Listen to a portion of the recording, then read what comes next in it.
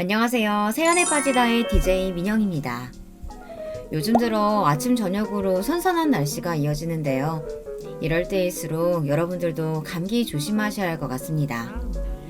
제가 오늘 준비한 사연은 시어머니 속을 썩이던 시누이가 취직해서 시어머니가 마냥 좋아하실 줄 알았는데 반대로 시어머니가 사연자님을 무시해서 화가 나셨다는 사연입니다.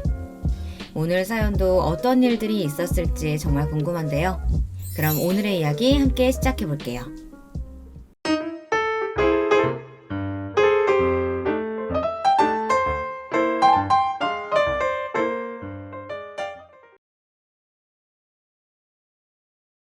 안녕하세요. 저는 30대 중반의 주부입니다. 저는 좀 일찍 결혼을 했어요. 남편과는 대학교 때 만난 캠퍼스 커플이었고 26에 결혼을 했습니다. 그리고 딸만 둘을 낳았는데요. 큰애는 7살, 작은애는 5살이거든요.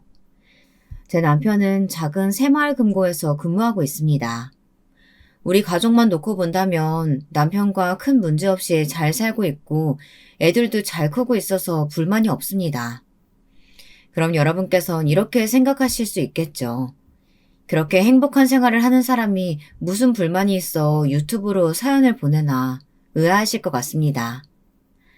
하지만 결혼 후에 저와 계속해서 대립했던 사람들은 바로 제 시어머니랑 작은 시누이거든요. 며느리의 입장에서 여러분들이 제가 왜 사연을 보냈는지 이해해 주시면 감사하겠습니다. 이쯤에서 저희 시댁 이야기를 안 할 수가 없을 것 같은데요. 저희 남편은 위로 누나가 있고 밑으로 여동생이 있는 3남매의 둘째입니다. 시아버님은 몸이 약하셨는데 남편이 고등학교 때 지병으로 돌아가셨다고 하고요. 그 이후로 시어머니는 홀로 시장에서 억척스럽게 꽈배기 장사를 하시며 3남매를 모두 키우셨습니다.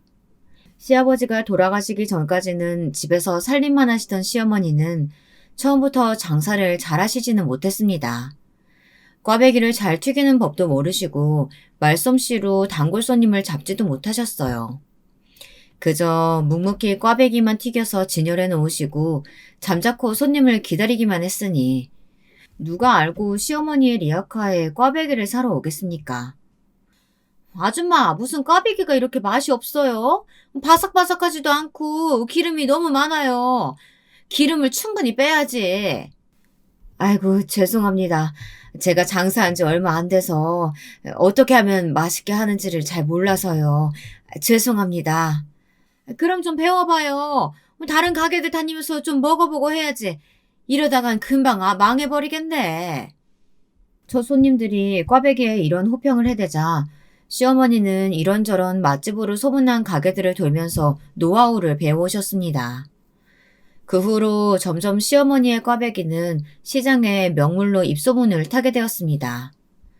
시어머니는 처음에 시장 구석에 리어카에서 팔던 꽈배기를 트럭에서 팔게 되셨고 그렇게 돈을 모아 시장에 작은 분식집을 하나 내게 되었습니다.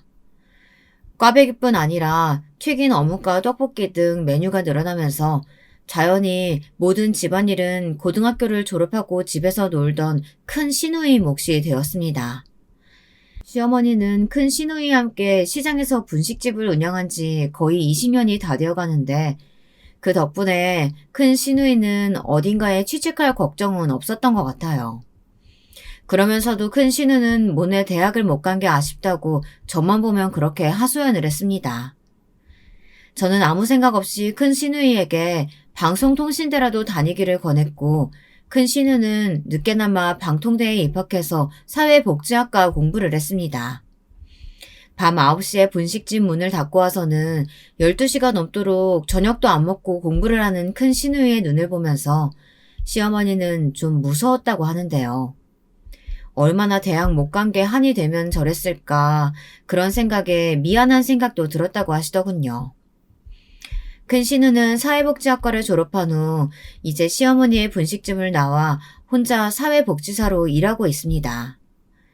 시어머니는 아직도 그게 무슨 돈이 되느냐며 못마땅해 하시지만 큰 시누는 남을 돕는 일을 좋아한다면서 그 일을 자랑스럽게 이어오고 있습니다. 돈에 욕심내지만 않으면 혼자 사는 데는 전혀 문제가 없다고 하면서 시댁에서도 따로 나와 지금까지 결혼하지 않고 잘 살고 있습니다. 시어머니는 마흔이 다 되도록 비혼주의라는 큰 신우이의 선언을 아직도 못마땅해 하시지만 말이에요. 저희 친정은 아버지가 큰아버지가 하시는 무역회사에서 일을 하고 계셨고 큰아버지는 사장, 아버지는 부사장이었습니다. 제 큰아버지는 서울대 무역학과를 나와 젊었을 때부터 여러 가지 비싼 그릇이며 건강식품을 수입해 한국에 들여와 팔았는데요. 아주 대박이 나서 장사가 잘 되었습니다. 그 덕분에 제 아버지도 부사장으로서 월급도 인센티브도 많이 받았어요. 순전히 큰아버지 덕에 저는 어렸을 적 큰 양옥집에서 살 수 있었고 집에 그랜드 피아노도 있었습니다. 그 시대에 거실에 피아노 있는 집들은 부잣집이었던 거 아시죠? 자랑은 아니지만 제 어머니는 집에서 전업주부로 있으면서 한 번도 가게에 타격 없이 지금까지 잘 지내오고 계십니다. 시어머니는 저만 보면 친정 이야기를 하며 제게 부담을 주었습니다. 들어보나 마나 남편 고생시키지 말고 맞벌이로 돈을 벌라는 말이었죠. 예, 너희 큰아버지 회사가 꽤 크다면서? 너는 왜 진짜 거기서 일할 생각은 안 했니? 요즘은 애들이 어느 정도 크면 여자도 다시 직장 다녀서 맞벌이 해야 돼. 그래야 내 집 마련할 수 있다고 하더라. 이제 애들도 유치원 보내고 다 적응도 했으니까 너도 거기서 뭐 격리 일이라도 해라. 유치원 마치면 네 친정집에 맡기면 되잖아.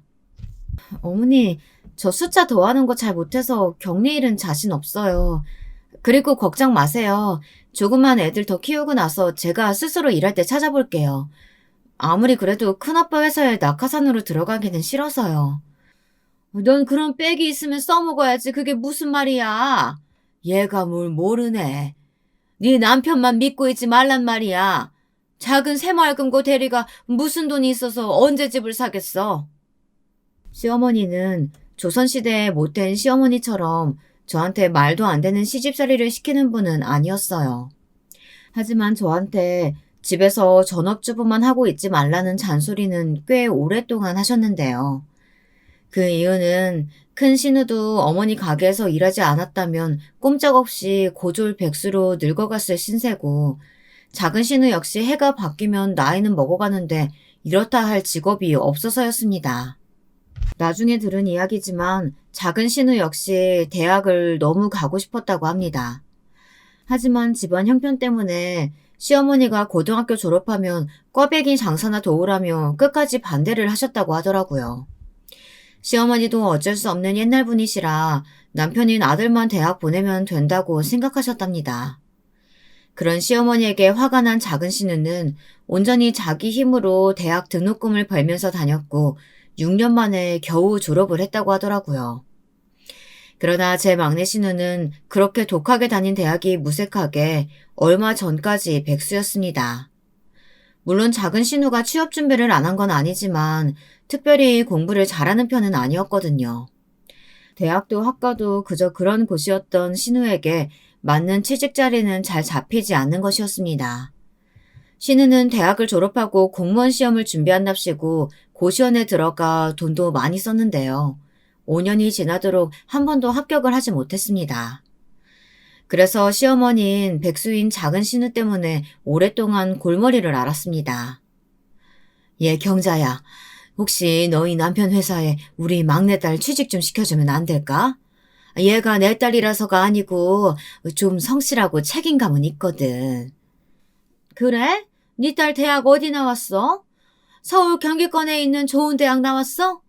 요즘에는 고학력 여자 백수들이 하도 많아서 네 딸 스펙이 어지간히 좋지 않으면 아마 안 될 것 같아. 서울에 있는 대학 안 나왔으면 명함도 못 내밀 거야. 아유, 미안하지만 안 되겠다, 얘. 그래, 알았어. 작은 신우가 계속 집에서 놀고만 있으니 시어머니는 답답하셨는지 여기저기 아는 연주를 동원해 취직을 부탁하셨다고 하는데요. 그래도 요즘 같은 때에 취직하기가 하늘의 별 따기 아니겠어요. 거기다 신우는 지방대 출신의 대학교 성적도 그다지 좋지를 못했거든요. 대학에 가는 것만 목표였지 정작 대학교에서 학점 관리는 제대로 안 한 것 같더라고요. 옛날과는 다르게 요즘은 학점도 다들 엄청 높잖아요. 그래서 학점 외에 스펙을 쌓으려고 공부하고 자격증도 따고 그런 사람들도 많고요. 그러니 어쩌면 신우이가 취직을 못하는 건 당연한 것이었습니다. 그렇게 신우가 백수로 간간히 아르바이트만 4~5시간씩 한 지가 5년이 넘어가자 시어머니는 드디어 인내심에 한계가 오신 것 같았습니다. 집에서 노느니 차라리 분식집에 출근해 꽈배기 장사라도 하라고 그렇게 작은 시누이에게 잔소리를 하셨던 모양이었습니다. 그렇지만 작은 시누이는 시어머니에게 이렇게 말하는 것이었어요. 남의 가게에서 돈도 얼마 안 되는 아르바이트 하느니 엄마 도와서 시장에서 꽈배기 파는 게 낫지 않겠어? 엄마도 알바 한 명 줄이면 돈도 더 많이 벌 테고 차라리 그 돈 너한테 줄 테니까 제발 가게 나와서 일 좀 해라. 엄마, 내가 엄마 꽈배기 가게 들어갈 거였으면 고생해서 대학 가지도 않았어. 좀만 기다려. 내가 정말 번듯한 직장 구해서 엄마한테 큰 소리 땅땅 치면서 다닐 테니까. 난 지금 힘을 모으는 중이라고. 놀고 있는 게 아니거든. 사실 말은 이렇게 하면서도 신우는 그다지 취직하는데 열과 성의를 보이지 않았어요. 공무원 공부도 완전히 놓지 못한 채 집에는 수험 서적이 쌓여 있었고 다른 데 취직하려고 자격증 딴다고 책만 사놓고 보지는 않았으니까요. 학벌도 별로고 이렇다 할 자격증 하나도 없는 작은 신우는 그래도 뭔가 믿는 구석이 있었는지 시어머니의 잔소리에도 끄떡하지 않고 집에서 호송세월을 보내기만 하고 있었습니다. 저는 작은 신우가 대학 다니고 백수 시절을 보낼 때 한창 아이 낳고 애를 키우느라 정신이 없었습니다. 남편을 외벌이로 두고 집안일과 육아는 혼자 거의 독박으로 하다시피 했던 터라 누굴 돌아보고 할 마음의 여유가 없었던 게 사실이거든요. 그래서인지 시어머니도 그동안 저한테 신우의 취직 자리 좀 알아봐 달라는 말은 차마 못하셨나 봅니다. 친구나 지인분들에게는 그렇게 부탁을 해도 거절당하셔서 그런지 저한테까지 자존심 다치기는 싫으셨던 이유도 있었을 거예요. 그런 백수의 신우였는데 어느 날 갑자기 시어머니 몰래 저를 찾아와 큰 일을 부탁하더라고요. 근데 그 신우의 부탁이라는 것을 들어보니 정말 어처구니가 없더군요. 저 언니한테 간절하게 부탁할 게 있는데요. 무조건 꼭 들어준다고 약속해요. 네? 아니, 아가씨. 무슨 일인지 알아야 부탁을 들어주죠. 제가 할 수 있는 거여야 되고요. 좀 더 구체적으로 제가 무슨 일을 하면 되는지 말을 해줘야죠. 사실 제가 엄마 몰래 사귀는 남자친구가 있어요. 공무원 준비하다 만난 사람인데 남친이 올해 초에 7급 공무원에 붙었거든요. 저도 9급이라도 붙으면 결혼하기로 했는데 알다시피 제가 계속 공무원 시험에 떨어지잖아요. 이미 나이는 30도 넘었고요. 저는 이 남자 놓치기 싫은데 상견례 전에 제가 어디라도 취직하면 남친이 상견례를 하자고 하는 거예요. 그래서 말인데 언니네 친정아버지 회사에다 제 취직 자리 하나만 만들어주면 안 될까요? 임시로라도요. 한 1, 2년만이라도요. 꼭 좀 부탁할게요, 언니. 저는 신우이의 정신 상태가 의심이 가기 시작했어요.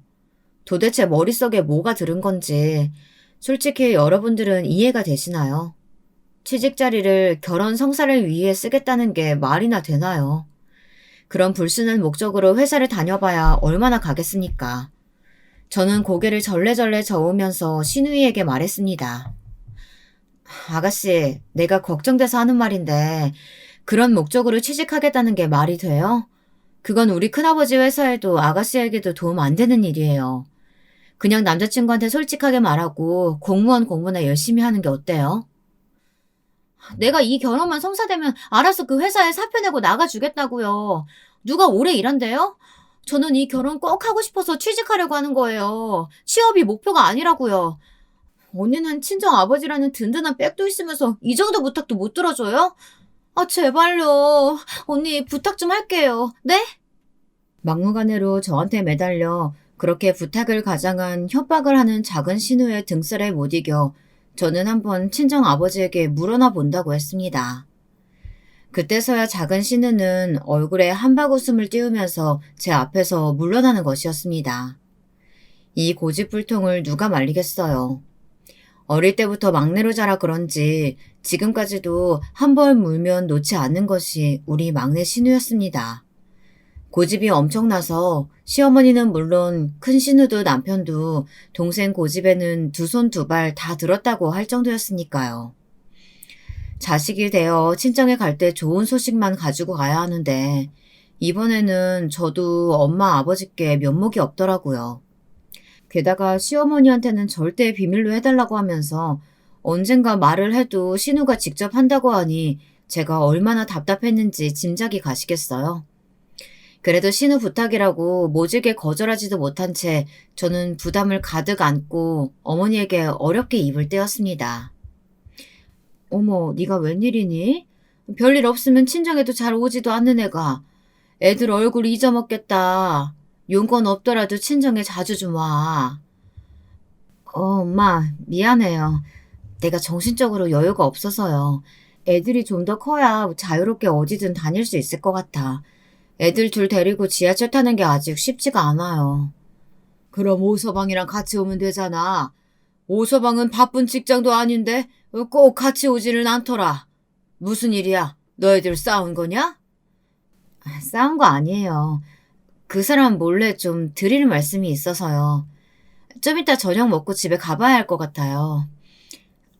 아버지, 혹시 우리 회사에 우리 막내 신우 취직 자리 하나 마련해 줄 수 있어요? 저는 신우의 대학 성적 증명서랑 이력서를 내밀었습니다. 그 서류들을 꼼꼼하게 훑어보던 아버지의 미간에 깊은 주름이 패였습니다. 그리고 얼굴에 점점 당황한 빛이 떠올랐습니다. 이런 스펙으로 어떻게 우리 회사에 명함을 내밀었는지 모르겠구나. 형님께 말을 해보기는 하겠지만 이런 일은 내 권한 밖이라서 말이야. 근데 너희 신우 대학 다닐 때 공부 안 하고 뭐 했다니? 그러니까 말이에요. 이런 성적으로 우리 큰아빠 회사에 붙을 수 없다는 거 너무도 잘 알지. 하지만 어쩌겠어요. 시어머니가 작은 신우 때문에 골치가 아프시다는데. 안 그래도 여기저기 다 면접에서 떨어지고 서류 넣어도 안 된다고 해서 신우이도 마음고생이 심한가 봐요. 그러니까 인턴부터라도 좋으니까 당분간만이라도 취직시켜 줄 수 없을까요? 네, 아버지. 예, 차라리 네가 온다고 하면 네 큰아버지가 더 좋아하시겠다. 그래도 우리 딸은 대학교 때 장학금도 받을 만큼 공부도 잘했잖아. 그래서 말인데 네가 취직할 생각은 없어? 내가 너무 어렸을 때 결혼해서 이 고생이지 뭐. 안 그래도 우리 시어머니 나보고 어디든 취직하라고 난리야. 근데 내가 큰아버지 백을 쓸 수는 없잖아요. 난 나대로 다른 데 알아본다고 했어요. 저녁을 먹으면서 친정아버지는 아무래도 친족 간의 낙하산 인사는 좀 곤란하다고 말씀하셨습니다. 아버지 입장에서는 저도 신우도 안 된다는 이야기였겠죠. 저도 알겠다고 이해한다고 말했지만 당장 내일부터 신우가 전화로 확인할 것이라고 생각하니 소름이 확 돋았습니다. 저는 집으로 돌아와 마지막 지푸라기라도 잡는 심정으로 큰아버지에게 직접 전화를 걸었습니다. 큰아버지 잘 지내셨어요? 다름이 아니라 부탁 좀 드리려고요. 무슨 부탁인데 이렇게 뜸을 들여? 얼굴 보고 말하면 안 되니? 안 그래도 회사에 네 자리 하나는 마련해두고 있었는데. 애들 7살, 5살이면 6시까지 회사쯤은 다녀도 되잖아. 이 큰아빠가 칼퇴근 시켜줄 테니까 회사로 와라. 큰아버지는 제가 하는 취직 부탁인 줄 알고 반색을 하셨습니다. 하지만 저의 말을 끝까지 듣고는 목소리가 많이 낮아지시더라고요. 네 사돈 쪽이야? 그런데 학교가 좀 걱정이 되긴 하는데. 그래도 면접은 한번 오라고 해봐라. 내가 네 얼굴 봐서 네 신우 인턴으로 취직시켜줄게. 큰아빠 너무 감사해요. 제가 다음 명절 때 찾아뵐게요. 진짜 감사해요. 고집불통에 때만 쓰는 막내 신우의 부탁을 이제야 해결했다는 안도감이 들어 저는 긴장이 다 풀렸습니다. 당장 막내 신우에게 전화를 걸어 그 소식을 알렸습니다. 막내 신우의 전화 목소리에서는 숨길 수 없는 들뜬 기분이 어려 있었습니다. 어머 언니 정말이에요? 저 언제 면접 보러 오래요?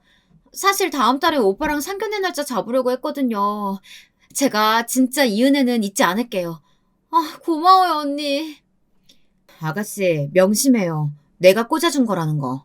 절대 회사 다니면서 들키면 안 돼요. 그리고 오빠한테도 절대 비밀이에요. 알았죠? 그럼요. 내가 내 무덤 파는 짓 왜 해요? 걱정하지 말아요. 절대 아무한테도 말 안 할 거니까. 저는 신우에게 면접 볼 때 유의할 점들에 대해 아주 길게 잔소리처럼 나열하고 나서 전화를 끊었습니다. 기껏 추천을 해줬는데 면접을 망쳐 파투가 나버리면 안 되잖아요. 원래 신입사원 뽑을 시기는 아니지만 제가 일부러 마련한 면접 자리인 만큼 저도 책임을 안 느낄 수가 없었습니다. 제 큰아버지 회사가 그저 그런 무역상은 아니고 주식 상장도 된 좀 큰 중견 기업이거든요. 그런 만큼 큰아버지는 검증된 인재를 뽑아야 한다고 평소에도 말씀을 많이 하셨습니다.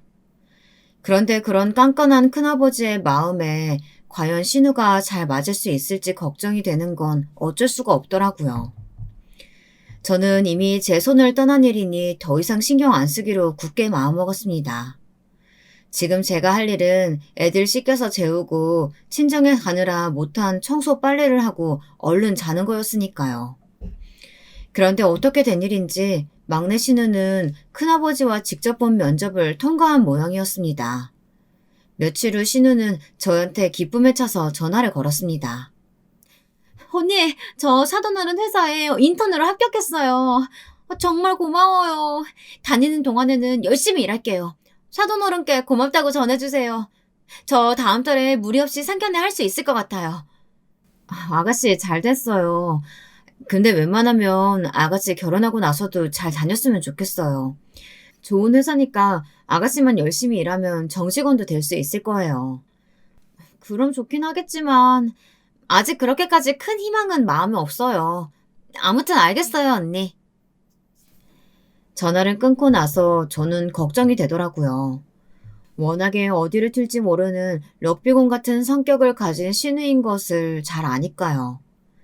단체 생활에 제대로 적응을 할지 윗사람이 무서운 것은 알고나 있을지 모르겠더라고요. 그리고 나서 신우는 바로 다음날부터 큰아버지의 회사에 출근을 하기 시작했습니다. 시어머니는 제 큰아버지 회사가 무역회사인 것만 알지 정확한 회사명을 모르고 계셨습니다. 그 때문에 신우이의 비밀은 얼마간 불안한 상태에서도 잘 지켜질 수 있었습니다. 시어머니에게 동생의 취직 소식을 들은 남편은 의외라는 듯 저에게 이런 말을 하더라고요. 당신도 알고 있었어? 미나가 어디 대기업에 취직했다던데? 난 공무원 공부 더해서 9급이라도 붙었으면 좋겠다 생각했었는데 결국 고시 공부에 지쳐서 포기했나 봐. 그래, 그랬나 봐. 신우도 5년이나 가망 없는 고시 공부하기 힘들었겠지. 뭐 당신 동생이 그렇게 인내심이 많은 편은 아니잖아. 난 5년간 완전히 안 놓고 있었던 것도 대단하다고 생각해. 남편은 하긴 그렇긴 하다면서 쓴웃음을 지었습니다. 하지만 세상에 영원한 비밀은 없는 법이잖아요. 시어머니는 작은 신우가 드디어 취업한 것이 그렇게 자랑하고 싶으셨는지 하루는 온 가족들에게 전화를 돌리면서 신우의 취업을 축하하는 자리를 마련하겠다고 선언을 했습니다. 신우가 취업에 성공한 지 한 달 만에 시어머니는 시댁으로 모든 가족들을 다 불러놓고 고급 중국 음식을 배달해 잔치상을 차렸습니다. 그러면서 저한테 미리 와 상 차리는 걸 좀 도와달라고 하시더라고요. 시어머니의 명령이니 어쩔 수 없이 애들을 데리고 남편을 재촉해 차를 타고 갔습니다.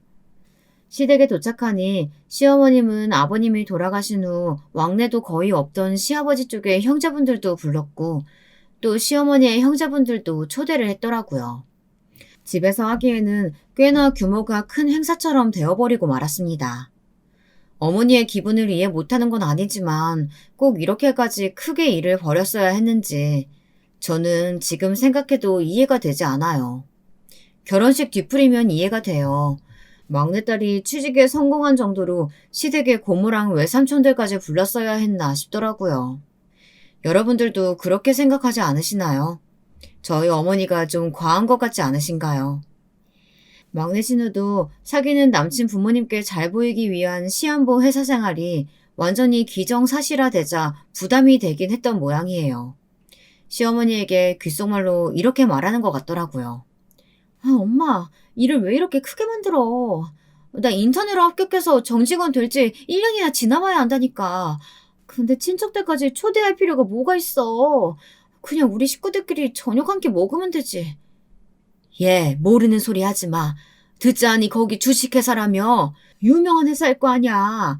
그런 곳에 인턴이긴 하지만 합격한다는 게 쉬운 일이니? 그러니까 내가 마지막으로 너라도 좀 자랑하고 싶어서 그랬다. 그동안 외삼촌이나 이모들 자식들이 얼마나 잘 돼서 내가 그 자리 가서 밥을 얼마나 얻어먹었는지 아니? 그게 또 가시방석이야. 그래서 신세 갚을 겸해서 마련한 자리니까 너도 그냥 웃으면서 거들기나 해. 시어머니는 고집스럽게 친척들을 모아놓고 그 자리에서 작은 신우의 취직턱을 내며 마음껏 자랑을 하셨습니다. 저는 정말 아무 말도 하지 않고 조용히 밥만 먹고 올 생각이었어요. 제가 알고 있는 사실을 말한다면 작은 신우도 시어머니도 크게 당황스러울 것이 뻔하니까요. 하지만 그날 시어머니는 선을 아주 세게 넘으셔서 결국은 제 인내심의 한계를 불러왔습니다. 예, 거기 소주 좀 더 가지고 와라. 얼른 삼촌들 옆에 놔두려. 네, 네, 어머니 잠시만요. 아휴, 내가 가져올게. 당신 앉아있어. 애들 밥 먹이고. 남편이 소주를 가지러 간 사이 술에 엄청 취하셨던 시어머니가 갑자기 저한테 삿대질을 하시며 소리를 빽 지르시는 거였습니다. 야, 넌 뭔데 시어머니가 시킨 일을 네 남편한테 미뤄? 너는 이 집안에서 서열 꼴찌, 일해야 되는 며느리야. 그렇게 눈치가 없어서 나중에 애들 키우고 취직이라도 할 수 있겠어? 애들이 밥상에서 밥을 주물럭대며 장난을 하고 있길래 제가 애들을 돌보고 남편이 대신 소주를 좀 갖다 준 것이 시어머니는 그렇게 마음에 안 드셨나 봅니다. 아니, 남편이 제 대신 소주를 가지러 간 게 어머니가 그렇게 화를 내실 일인가요? 하지만 시어머니는 나를 잡았는지 아예 팔을 걷고 계속해서 저한테 소리를 지르시는 거였어요. 이래서 며느리가 잘 들어와야 하는 건데 이년아, 네가 내 딸 판만 닮았어 봐라. 너 모르지? 우리 미나 7급 공무원 남자친구 있는 거? 이번에 취직하면 다음 달에 남친이랑 상견례 하기로 했다. 우리 아들도 새마을금고에서 대리까지 승진했고. 그런데 넌 그동안 뭐 했니? 내가 말 안 하려고 했는데 너희 집 상견례 할 때 네 엄마가 너 우리 아들보다 좋은 대학 나왔다고 얼마나 뻐기는지 내가 아주 꼴받아 죽겠더라. 근데 지금 봐라. 너는 그냥 집에서 애 낳고 집안일이나 하고 있잖아. 좋은 대학 나와봐야 무슨 소용 있어. 그렇게 눈치가 없으니까 경단녀 되는 거 아니야. 어머니, 그게 무슨 말씀이세요? 제가 애들 때문에 꼼짝 못하고 있으니까 남편이 대신 소주 갖다 줄 수도 있죠. 겨우 그런 일로 친척들 모여 계신 데서 공격적으로 저를 까내리실 필요는 없잖아요. 이미 가족 회식 자리는 웅성거리는 삼촌들과 이모들로 시끄러워졌어요.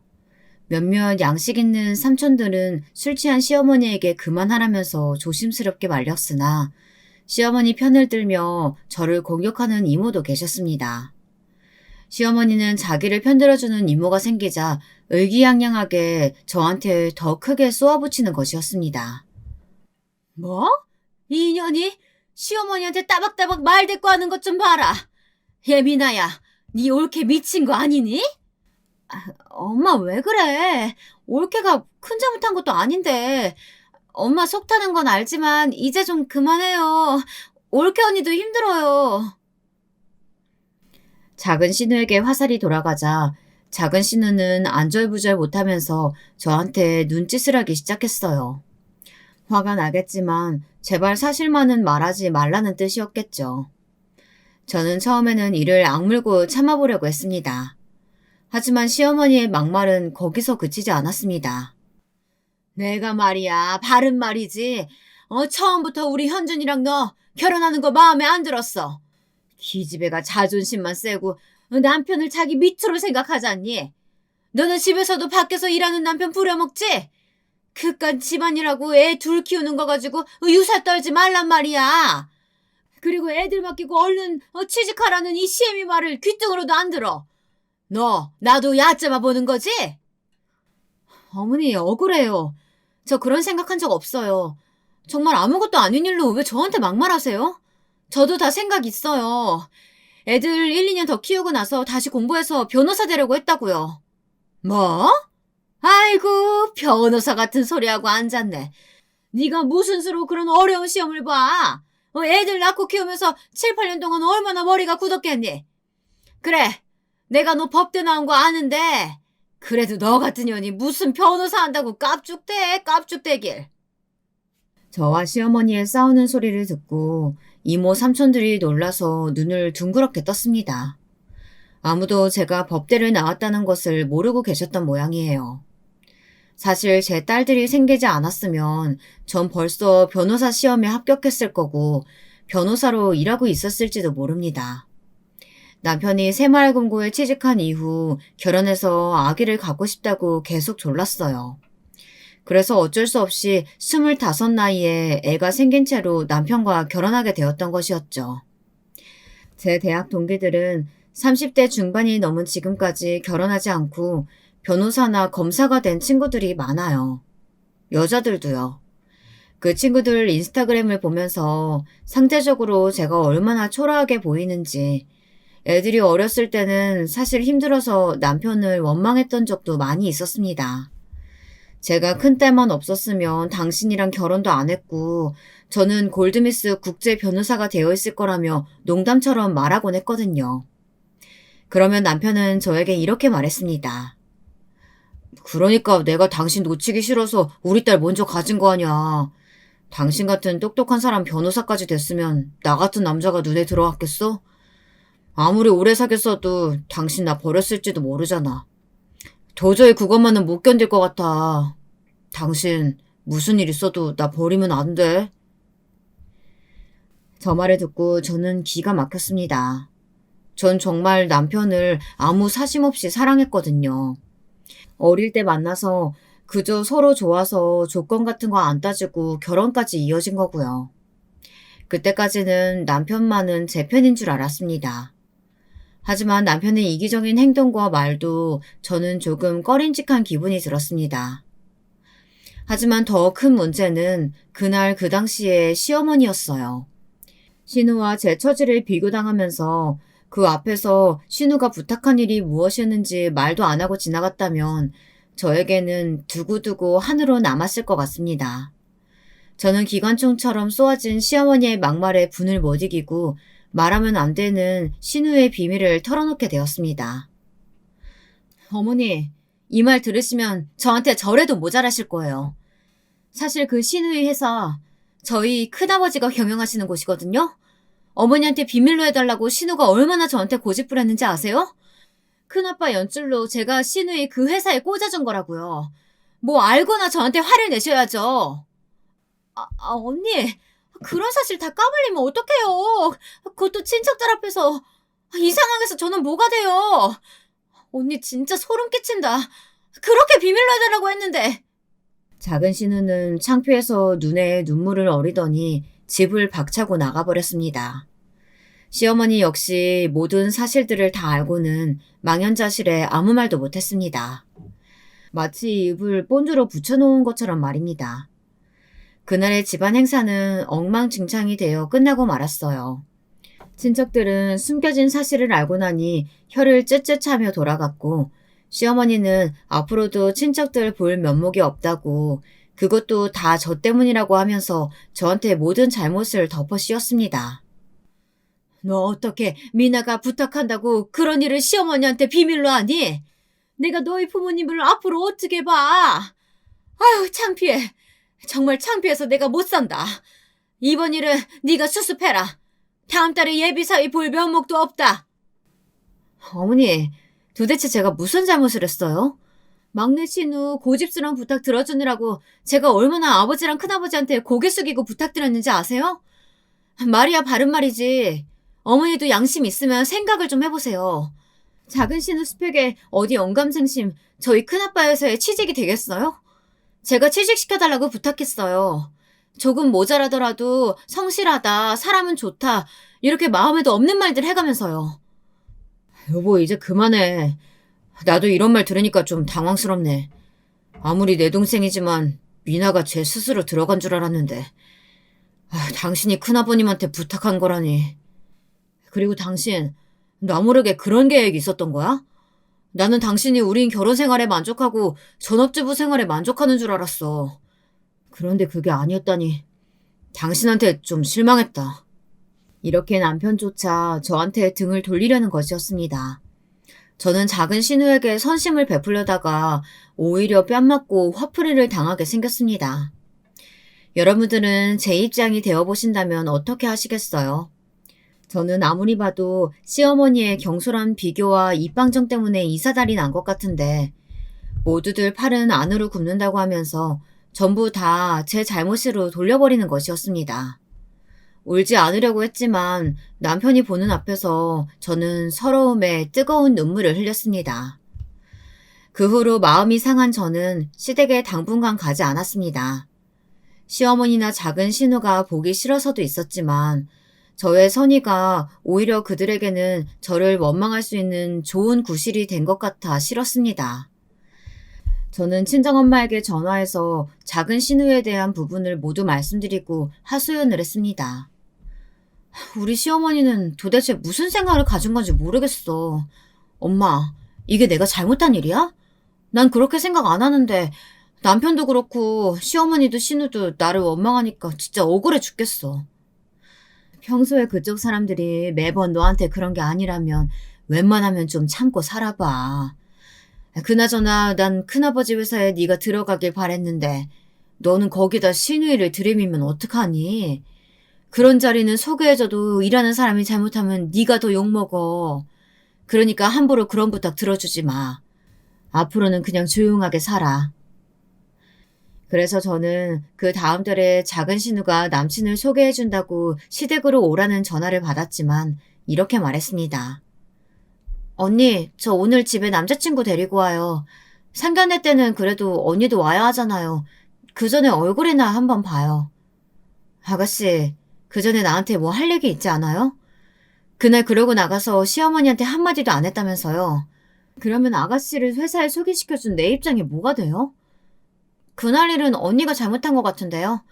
우리 엄마도 좀 과하긴 했지만 엄마는 술을 너무 많이 마셔서 말실수한 거고 언니는 나랑 굳게 약속한 비밀을 그 앞에서 누설해버린 거잖아요. 그건 무게가 다르지 않아요? 난 언니한테 미안한 짓 안 했어요. 우리 엄마는 언니한테 사과해야 될지 모르겠지만 난 미안한 거 없는데요. 작은 신우는 이렇게 말하고 매정하게 전화를 뚝 끊어버렸습니다. 이렇게 매몰찬데 제가 그 집을 뭐하러 가겠어요. 이제는 시댁에서 무슨 짓을 한다고 해도 모른 척하기로 마음먹었습니다. 그리고 저는 인강으로 다시 법 공부를 하기 시작했어요. 무슨 일이 있어도 변호사 시험에 합격해 저를 무시한 시댁과 남편에게 복수를 하기로 결심했거든요. 제가 한번 마음 먹으면 진득하게 엉덩이 붙이고 공부하는 성격이에요. 그래서 대학 다닐 때 과에서 1등도 해봤고 성적 장학금은 1년도 놓치지 않고 졸업했거든요. 퇴근한 남편이 제가 식탁에서 공부하고 있는 모습을 보자 놀랐는지 바로 다가와 묻더군요. 당신 정말 공부해서 변호사 되려고 그러는 거야? 난 당신이 자존감 살리려고 그냥 해본 말인 줄 알았는데. 우리 애들도 잘 크고 있고 나도 당신 내조 받아서 안정적으로 직장 다니고 있는데 당신이 나보다 더 월급 많이 받고 바빠지면 나 무시할 거 아니야. 그러니 그냥 공부하지 말고 되는 대로 살자. 지금 와서 공부하면 언제 합격할지도 모르는데 왜 그렇게 힘든 길을 가려고 해. 제 남편은 그동안 피해의식이 많았는지 제가 공부를 그만두는 게 빠르다고 절 설득하려는 거였습니다. 하지만 저는 전혀 그만둘 생각이 없었어요. 저는 조용하게 목소리를 깔고 남편을 무서운 눈으로 노려보면서 대답했습니다. 이제껏 당신이 지금 행복하다, 이게 행복이다 그러면서 날 가스라이팅 했다는 생각 안 들었어? 당신 어머니가 나한테 시댁 갈 때마다 뭐라고 하신 줄 알아? 맞벌이라도 해야 집 산다고. 애 키웠으면 친정에다가 돌봐달라고 하고 나보고 일하래. 어머니는 정작 우리 애들 돌봐주실 생각도 안 하시면서 며느리를 애 키우는 기계로 전락시키더니 이제 애들 크니까 다시 일해서 자기 아들 등에 빨대 꽂고 살지 말라고 하시는 거야. 그래서 어머니 소원대로 해드리려는데 뭐가 나빠?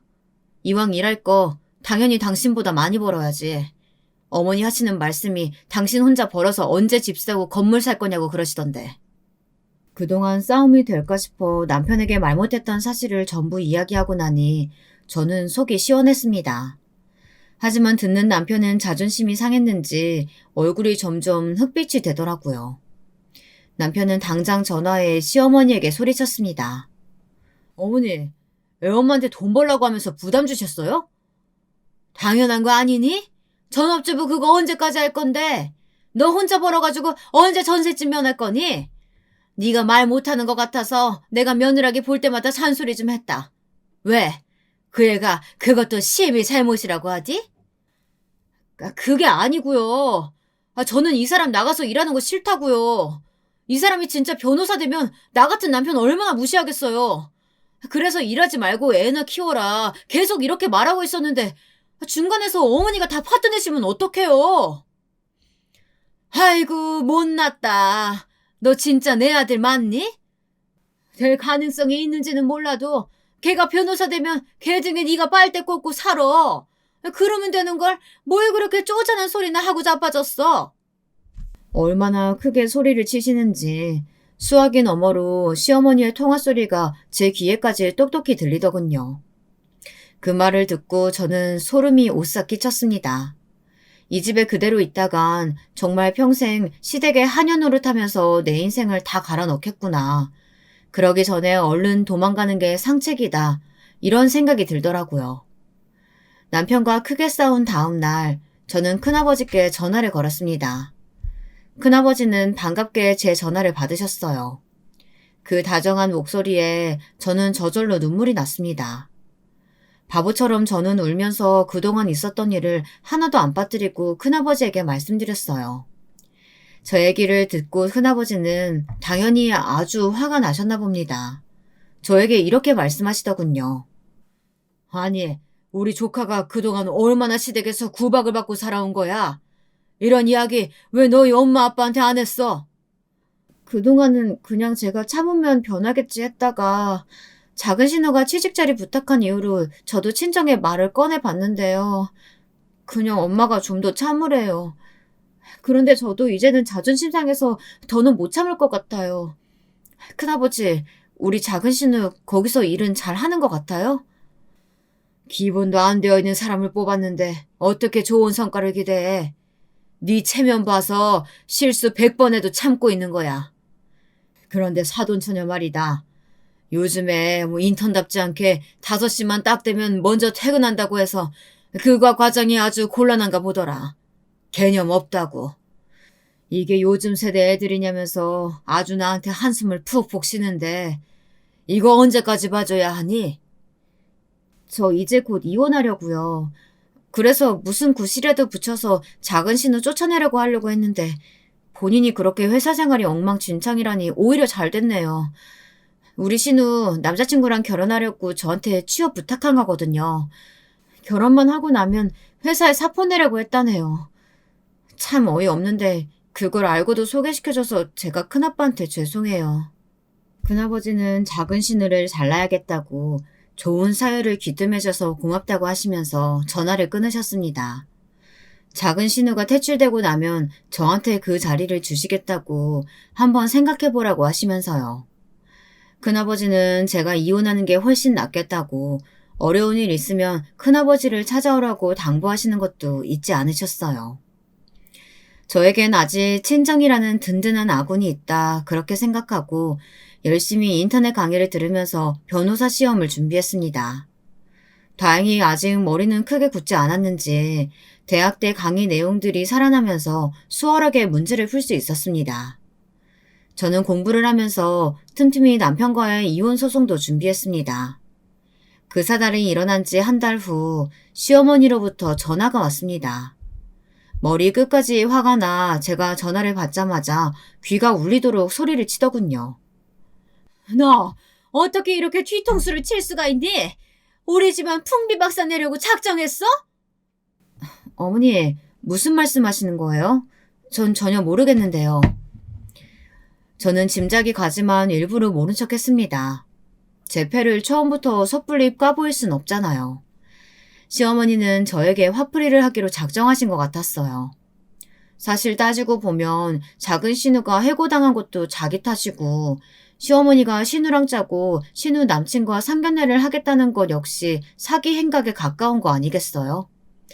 모른 척 하지 마. 내일 상견례해야 하는데 오늘 우리 미나 그 회사에서 잘렸다고 울면서 전화 왔다. 네가 자르라고 시켰지? 네 큰아버지한테 모함이나 하고 내 딸이 어디가 어때서 거기서 해고당해야 하니? 어머니, 모르셨던 모양인데요. 작은 아가씨 그 회사 계속 다닐 생각도 없었고요. 남친 집안이랑 상견례 잘 넘기려고 임시로 저한테 회사 꽂아달라고 부탁한 거였어요. 그거나 아시고 말씀하세요. 그리고 잘렸으면 정당한 해고 사유가 있었겠죠. 아무리 제가 모함한다고 큰아버지 사람 함부로 해고 안 시켜요. 어제 들은 건데 인턴답지 못하게 5시만 되면 칼퇴근하고 일도 엉망진창으로 했다고 하던데요. 작은 신우가 그런 말은 안 해요? 뭐야? 내 이 기집애를 그냥? 시어머니도 더 이상 할 말이 없으셨는지 작은 신우에게 화살을 돌리며 전화를 끊으셨습니다. 저는 계획대로 되어가고 있다는 생각에 빙긋 미소를 지었습니다. 이제는 굿이나 보고 이 집안과는 아예 인연을 끊을 생각이었으니까요. 저는 그날로 유치원에서 돌아온 애들을 데리고 짐을 싸 집을 나갔습니다. 더 이상 가증스러운 남편의 얼굴도 시어머니와 작은 신우 얼굴도 보기 싫었습니다. 친정으로 돌아온 저는 친정아버지에게 그동안에 제가 당한 일들을 모두 말씀드리고 이제부터 변호사 시험을 목표로 할 것이고 남편과는 이혼하겠다고 선언했어요. 그날 이후 작은 신우는 상견례를 어찌어찌 넘기기는 했지만 결혼 준비를 하던 중 남자친구의 집안에서 직장에서 강제로 해고당해 백수가 되었다는 것을 들키게 됐다고 합니다. 결혼 전에 집안을 속인 게 들통나 남친 집안에서는 작은 신우와 파혼을 하겠다며 길길이 날뛰었던 모양이에요. 그것조차 시어머니는 저에게 전화해 제 탓으로 돌리더라고요. 야 이년아, 너 우리 집안이랑 무슨 원수를 져서 이따위로 파토를 내? 너도 그래. 남편 놔두고 집 나간 년이 무슨 기세가 등등해서 이혼 소장은 보낸 거냐? 시애미한테 당장 와서 무릎 꿇고 사과해. 니년 때문에 우리 막내딸 결혼 파토 났어. 너 이년 이거 어떻게 책임질 거야? 저는 시어머니가 미친 듯이 저한테 쏟아내는 막말을 다 들으라고 친정 부모님 앞에서 스피커폰을 틀어두었습니다. 그 말을 들으신 제 친정아버지는 화가 머리 끝까지 나셔서 수화기를 가로채 소리를 지르셨습니다. 아니 안싸돈, 지금 도대체 무슨 말을 하는 겁니까? 그게 다 대개 막내딸 고집 때문에 일어난 일이라고 알고 있는데요. 왜 우리 딸한테 모든 책임을 전가하려고 하시는 거죠? 그리고 평소에도 우리 딸한테 이렇게 이년저년 하면서 막말하셨습니까? 저 이거 그냥 못 넘어갑니다. 명예훼손죄로 고소할 거니까 그런 줄 아세요. 시어머니는 제 친정아버지가 듣고 있는 줄은 몰랐는지 그 말을 다 듣기도 전에 벌벌 떠면서 전화를 끊어버렸습니다. 그러니까 어디 가서 함부로 막말을 하면 안 되죠. 저는 지금 남편과 이혼 소송 중입니다. 내년에는 변호사 시험에 꼭 합격을 목표로 열심히 공부를 하고 있고요. 화가 난 저희 친정아버지 역시 시어머니와 작은 신우를 명예훼손과 사기 혐의로 고소하셨습니다. 남편은 정말로 저를 가스라이팅 하려고 했던 건지 아직도 전화를 해 빌어도 보고 협박도 하고 하면서 소송 취하하고 집으로 돌아와 달라고 말합니다. 처음에는 측은해서 이야기나 들어줄까 했더니 이 사람이 하는 말이 정말 가관이라 이제는 전화도 차단하고 받지 않습니다. 무슨 말을 하는지 여러분 궁금하지 않나요? 당신이 내 그늘에서 벗어나서 하나라도 될 일이 있을 줄 알아? 그깟 변호사 시험 합격해봤자 당신 주제에 무슨 변호사 될 거라고 이 난리야. 여자는 그냥 집에서 애나 키우고 조신하게 살림만 하면 돼. 당장 이혼 소송 그만하고 집으로 돌아와. 내일 들어오면 다 없었던 일로 생각하고 용서해줄게. 어? 됐어. 당신 같은 피해망상증 환자한테 더 이상 구걸하듯 살고 싶지 않거든?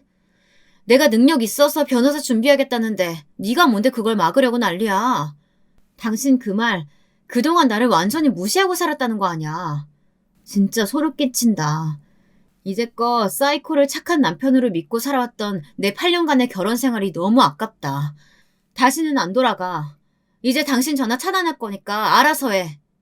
사랑하고 믿었던 사람에게 뒤통수를 맞고 나니 오히려 깨끗하게 남편을 포기하고 냉정하게 돌아설 수 있게 되더라고요. 여러분, 오늘 저의 사연 어땠나요? 이 사건은 저에게도 굉장한 고구마였는데요. 이 소송이 끝나고 나면 조금이라도 속 시원해졌으면 좋겠다고 생각합니다. 저의 딸들이 크면 나중에 엄마로서 해주고 싶은 말은 이것뿐입니다. 연애할 때도 남자에게 속지 말고 남편이라고 너무 믿지 말고 자신만의 능력을 키워야 한다고요. 여러분들에게도 딸이 있으시면 무조건 남편 말 따르거나 싫은 일이 있어도 맞는 말 못하고 참지 말라고 충고해드리고 싶습니다. 긴 이야기 들어주셔서 감사합니다. 여러분들 가정에 행복이 가득하시길 바라겠습니다.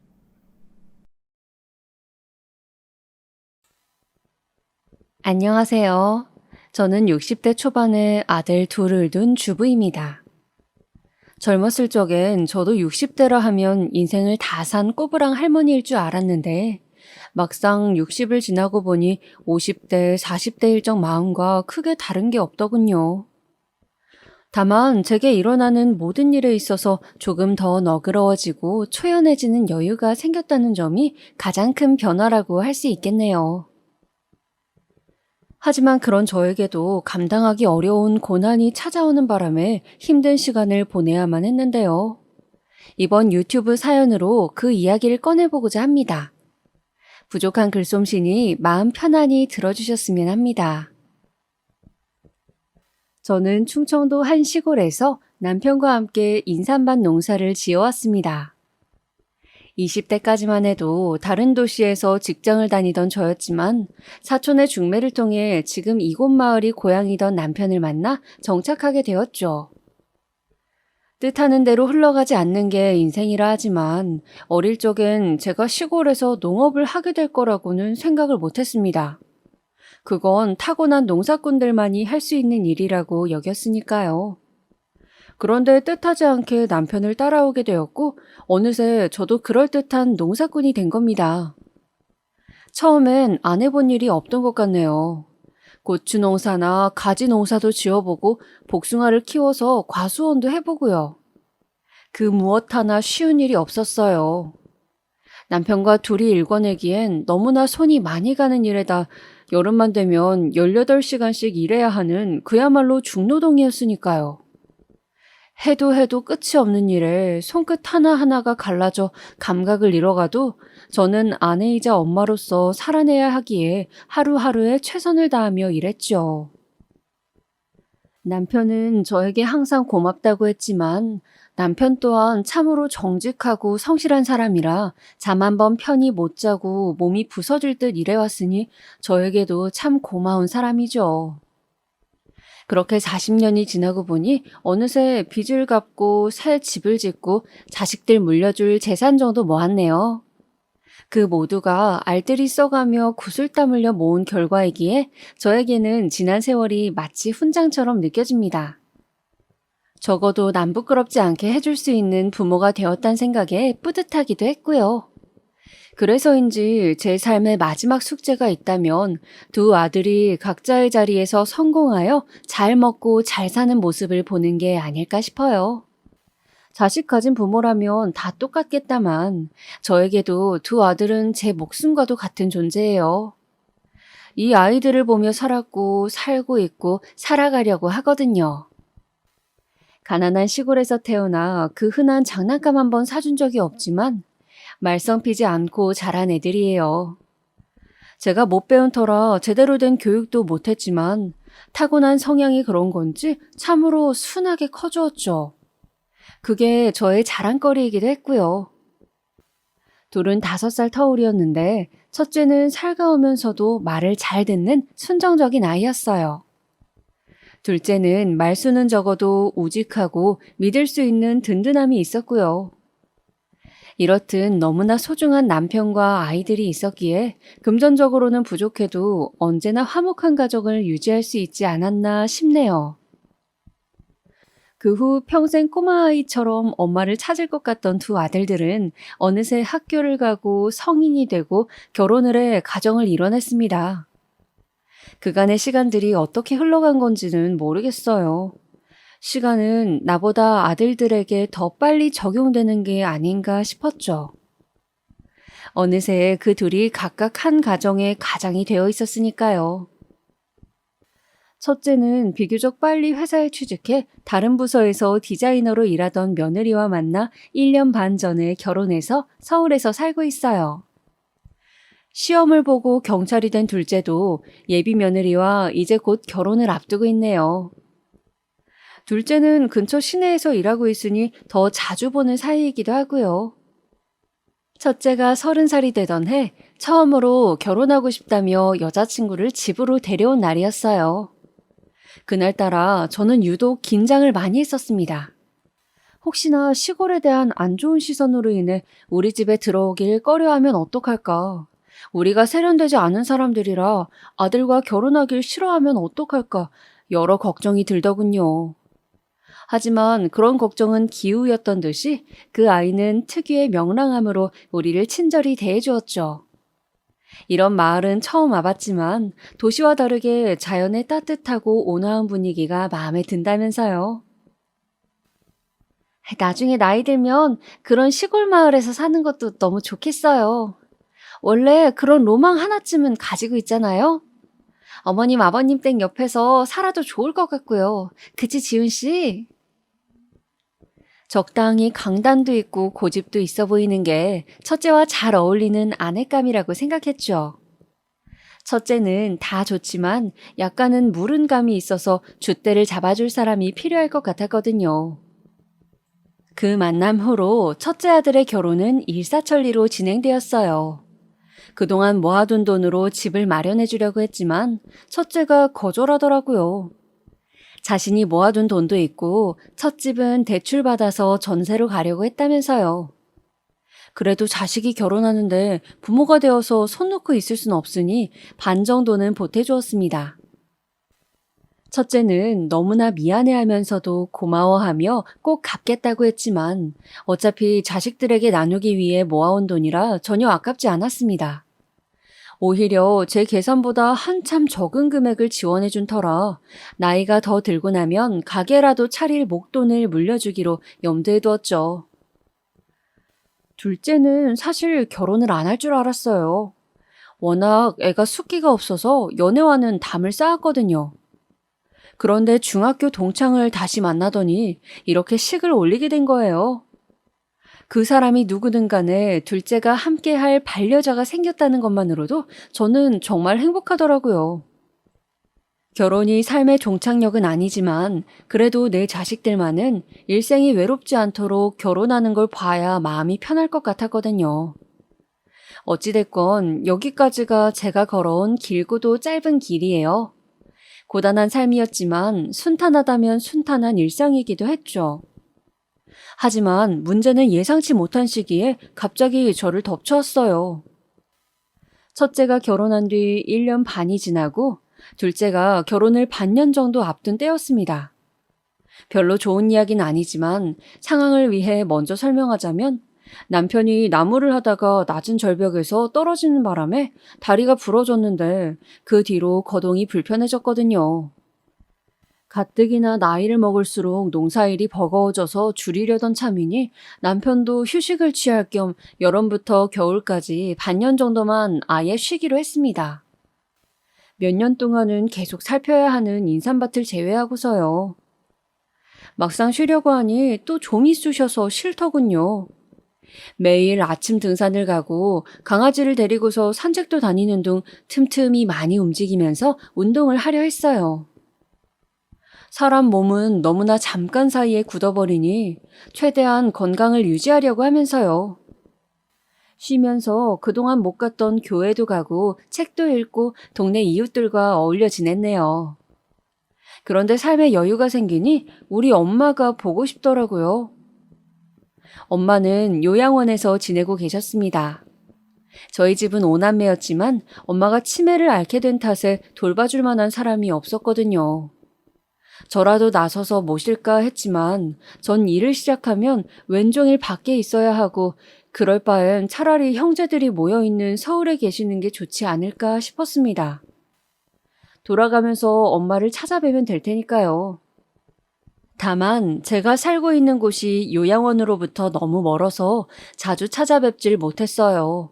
그게 항상 마음의 짐으로 남아 있었네요. 항상 1년에 한 번 겨울에만 찾아뵈었는데 이렇게 쉬게 된 참에 한 달에 한 번씩은 찾아뵙기로 한 거예요. 남편이 함께 갈 수 없으니 그때부터 혼자 기차를 타고 서울을 오가며 엄마를 만나고 왔습니다. 그리운 엄마는 자주 못 만난 사이 많이 수척해져 있었고 이전보다 더 어린 아이가 되어 있었어요. 제 얼굴도 잘 못 알아봤지만 다행히 이따금씩 정신이 들어 제 이름을 몇 번이나 부르곤 하셨네요. 희미한 목소리지만 그 한 글자 한 글자가 얼마나 감격스러웠던지. 저도 이젠 할머니가 되었지만 엄마 앞에선 여전히 사랑을 바라는 어린 딸이 되더라고요. 그렇지만 자식을 위해서 평생을 헌신하며 살아온 분인데 이렇게 혼자서 침대에 누워있는 모습을 보니 죄송스러운 마음이 더 컸네요. 그렇게 한 달에 한 번씩 의례적으로 찾아뵌 지도 3달이 지날 쯤이었습니다. 남편은 최대한 움직임을 삼가야 했기 때문에 집에만 머무르다 보니 자동적으로 제가 남은 일거리를 도맡게 되었죠.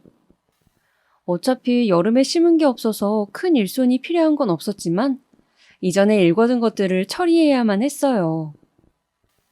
가을이 되니 생각보다 거둘 게 많아서 몇 주간은 꽤나 바삐 움직여야 했습니다. 그런데 그 와중에 엄마 요양원에 갈 날짜가 다가온 겁니다.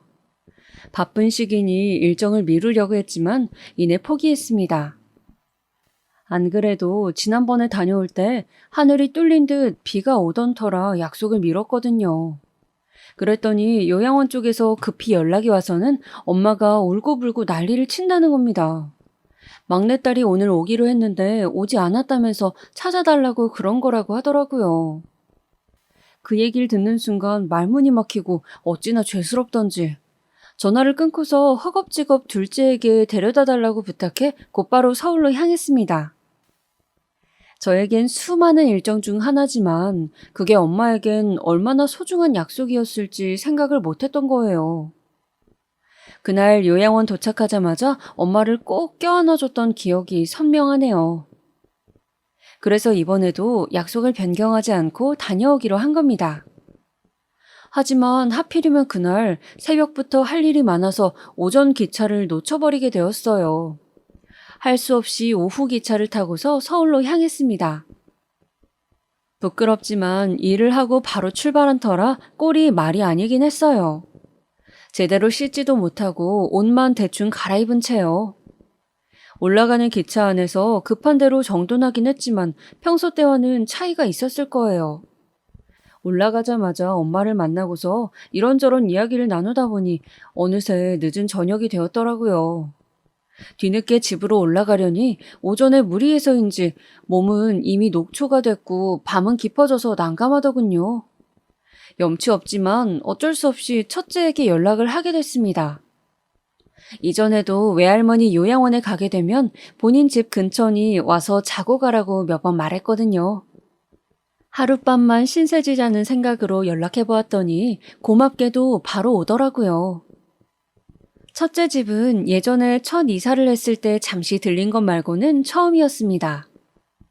첫째 며느리와는 자주 보지 못했어도 때 되면 가끔씩 전화 통화를 하거나 문자를 주고받곤 했었거든요. 흔히 말하는 딸 같은 며느리와 친엄마 같은 시어머니 관계는 아니어도 속정이 있는 사이라고 생각했죠. 그래서 제가 하룻밤 묵는 걸 가볍게 생각했던 것 같네요. 이게 저의 실수라면 실수였던 것 같습니다. 첫째 집에 도착하고 나니 며느리가 반갑게 맞이하더라고요. 어머니, 지훈 씨한테 이야기 들었는데 너무 잘 오셨어요. 집을 깔끔히 못 치워서 죄송하지만 어머님 집이라 생각하고 푹 쉬다 가세요. 고마워라. 이렇게 갑자기 오게 돼서 다은이 너한테 너무 미안하네. 신세지고 싶지 않았는데. 그런 말씀을요. 오히려 잘 됐어요.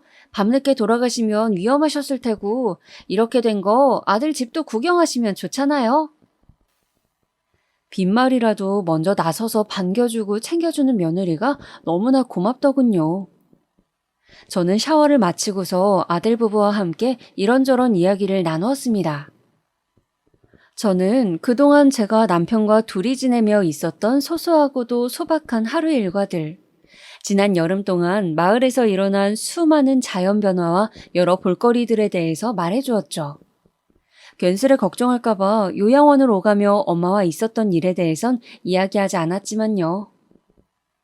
아들 쪽 이야기도 들어보니 그 부부도 열심히 살고 있던 것 같더라고요. 둘은 같은 회사를 다니고 있는데 회사 상황이 점점 안 좋아져서 부업으로 할 만한 다양한 일을 알아보고 있다고 했어요.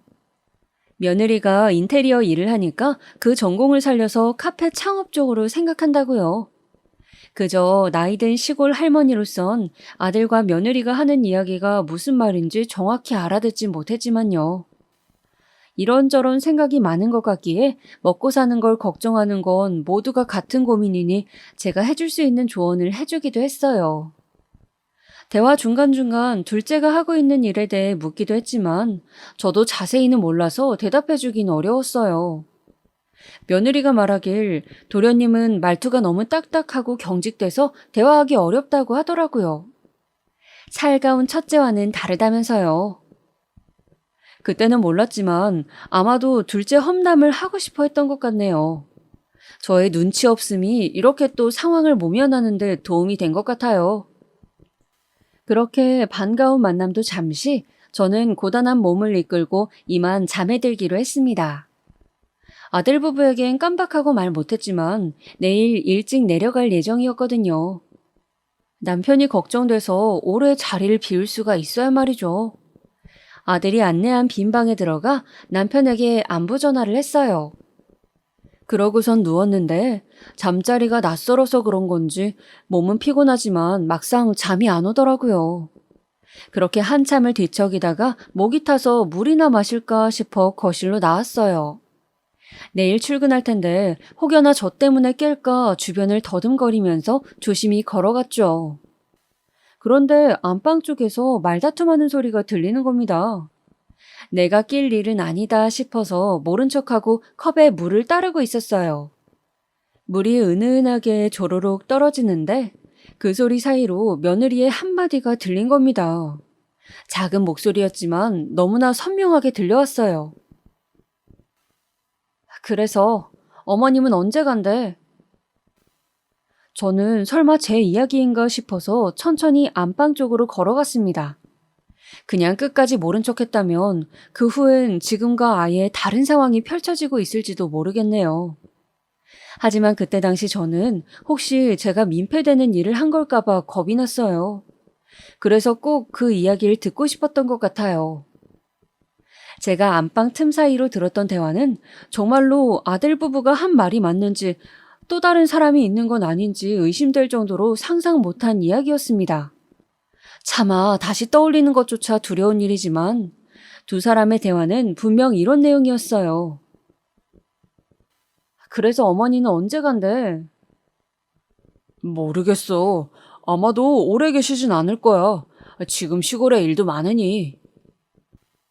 아니, 그래서 그게 정확히 언제냐고. 지금도 어머니한테 호레비 냄새가 나 죽겠어. 그 수태지 같은 호레비 냄새 말이야. 마주보고 있는데 내 머리가 다 아플 지경이라고. 나 냄새에 예민한 거 몰라? 도대체 나더러 언제까지 버티라는 거야? 미안해. 네가 그렇게까지 민감하게 생각하는 줄 몰랐어. 오늘은 아마도 일하고 오셔서 그런 걸 거야. 내일 하루만 더 참으면 되는데 괜찮을까? 엄마는 분명 내일 오전쯤에 나가실 거야.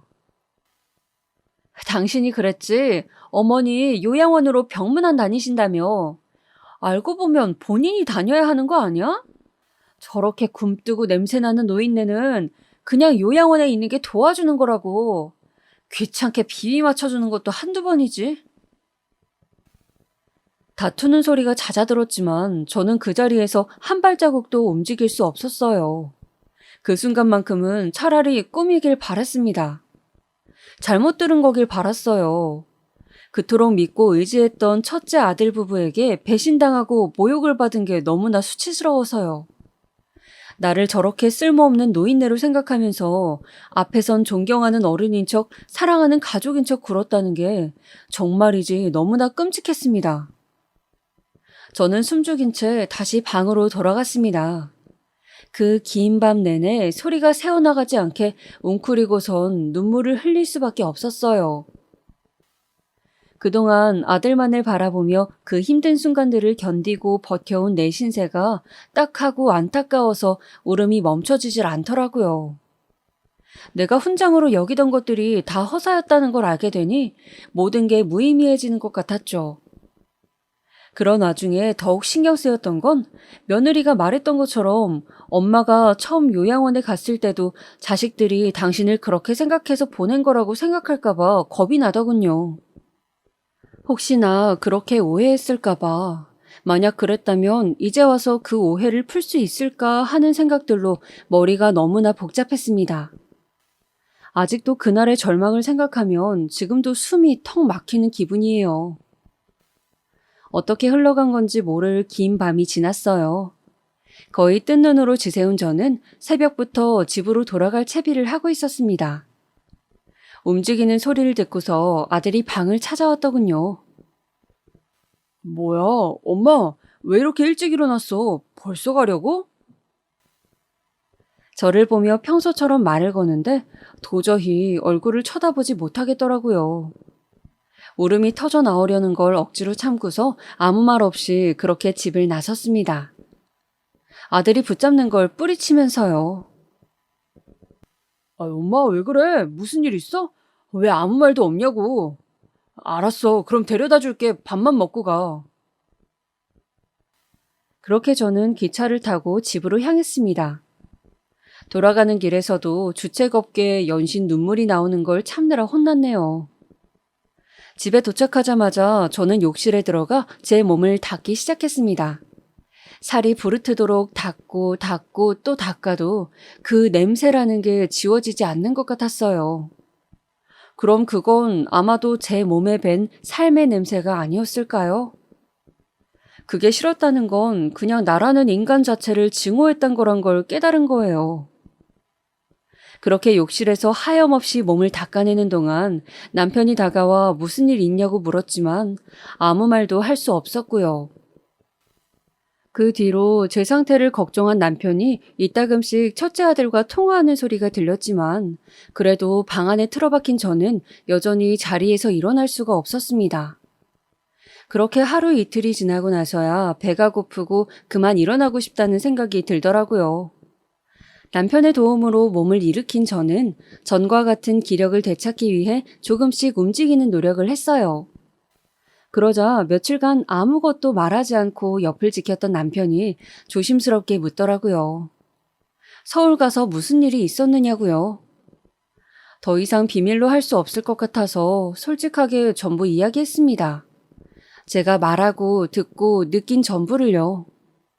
묵묵히 듣고 있던 남편은 이야기가 끝나자마자 참았던 눈물을 흘리더라고요. 그리고선 제가 혼자 감당했어야 할 그 고통들에 대해서 안쓰러워하며 자식을 잘못 키웠다고 모두 자기 죄라고 말했어요. 죄라는 말이 너무나 마음 아파서 저는 남편을 안았고 우리 부부는 서로를 부둥켜 안고서 소리 죽여 울었습니다.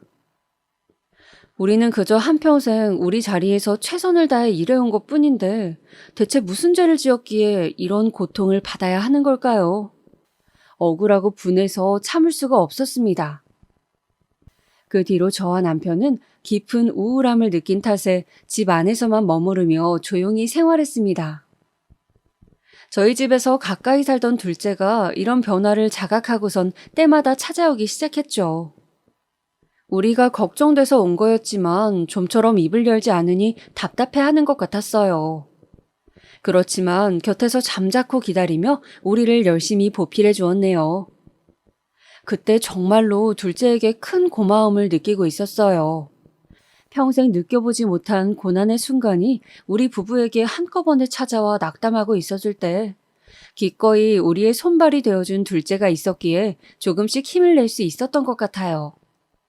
절망 속에서 발견한 희망처럼 말이에요. 그로부터 2주 후 저의 생일이 다가왔습니다. 생일을 챙길 기력이 없어서 이번엔 따로 모이지 않고 개별로 알아서 잘 보내라고 일렀네요. 그런데 눈치 없고 말기 어두운 사람이 제가 걱정됐던 건지 아니면 둘째에게서 다른 소식을 들은 건지 모르겠지만 첫째 부부가 집까지 찾아왔습니다. 양손에 과일과 떡을 잔뜩 사들고선 왔더라고요. 여느 때처럼 반갑게 웃으며 저에게 달려오는데 저도 모르게 뒷걸음질 치고 말았어요. 그 순간 모든 게 정막으로 바뀌었습니다. 저의 반응을 보고서 놀라 멈춘 거지만요. 이에 며느리는 다분히 놀란 듯 보였습니다. 왜 그러세요, 어머니? 무슨 일 있으신 거예요? 아니다. 잠시 놀라서 그래. 다은이 너도 먼 곳까지 오는데 고생 많았을 텐데 어서 들어와라. 그렇게 예기치 못하게 저의 생일 축하상이 준비되었습니다. 아직은 첫째네 부부를 제대로 마주할 용기가 없었지만 너무 순식간에 진행된 일이라 어쩔 수 없었죠. 둘째까지 오고서야 가족들 전부가 모였고 오랜만에 만난 어색함을 지우기 위해서 아이들은 분위기를 띄우기 위해 노력했습니다. 저도 있는 힘 없는 힘을 짜내서 애써 웃어 보였고요. 그때까지 남편은 첫째 아들 쪽을 아예 쳐다도 보지 않았죠. 크게 화를 내려는 걸 제가 옆에서 계속 말려서 멈출 수 있었어요. 오늘 같은 날은 우선 넘기자고요. 그런데 문제는 다 함께 저녁을 먹고서 과일을 먹는 때에 발생했습니다.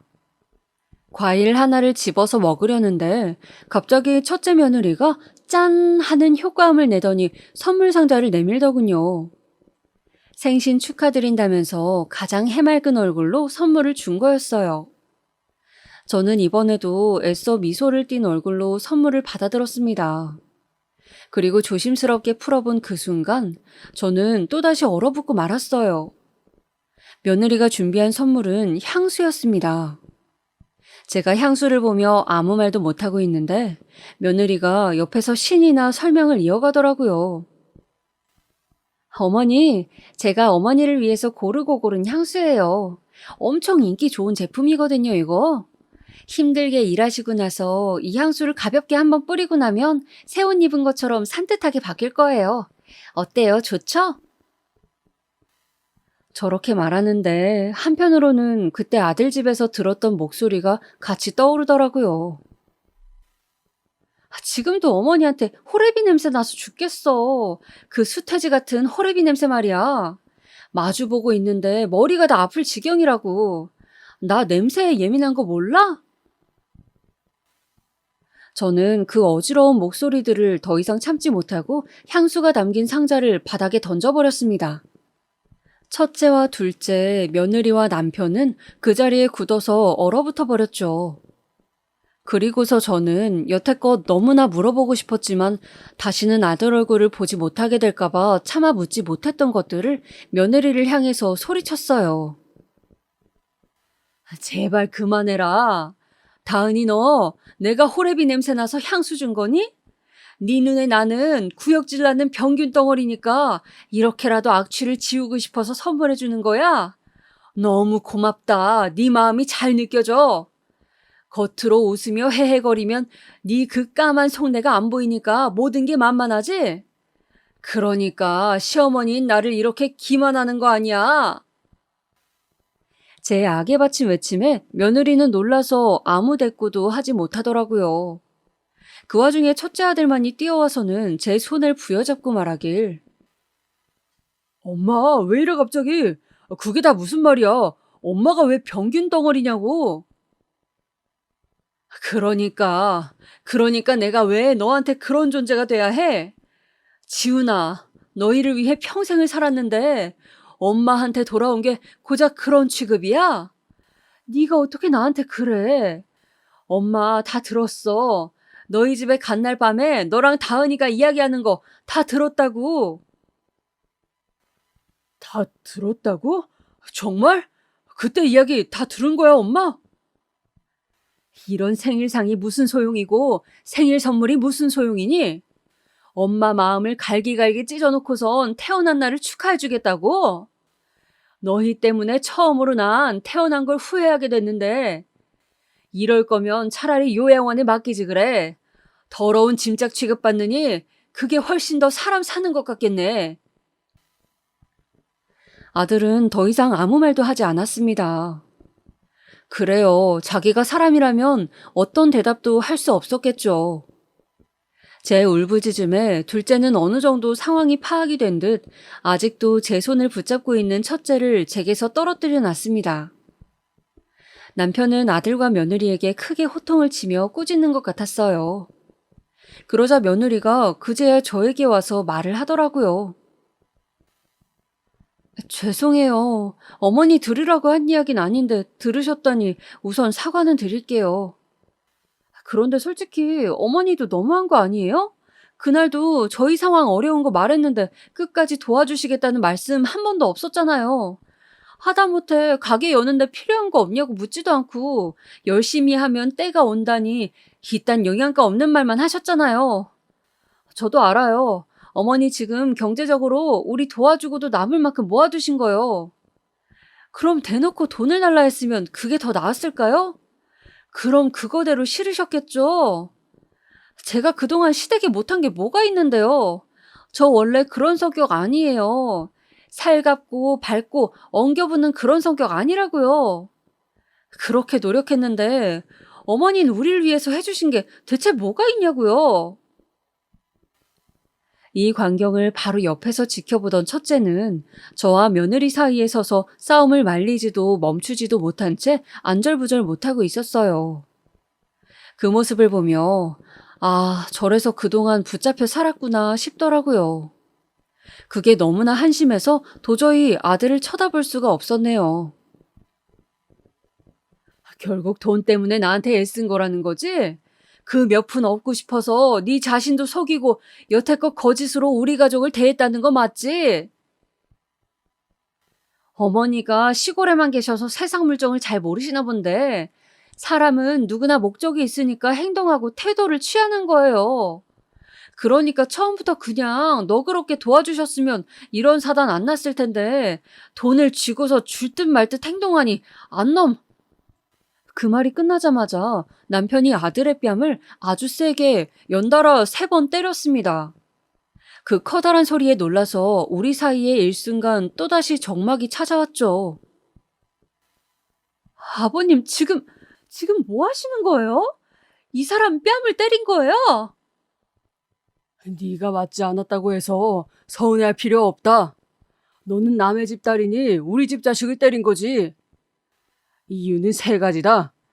지 애미가 며느리랍시고 들어온 애한테 욕을 듣고 있는데도 멍청하게 서서 말리지도 못했으니 때린 거고, 엄마의 피눈물을 흘리게 했으니 때린 거고, 이제 앞으로는 이딴 나약하고 우유부단한 자식 봐줄 일이 다신 없을 테니 마지막으로 때린 거다.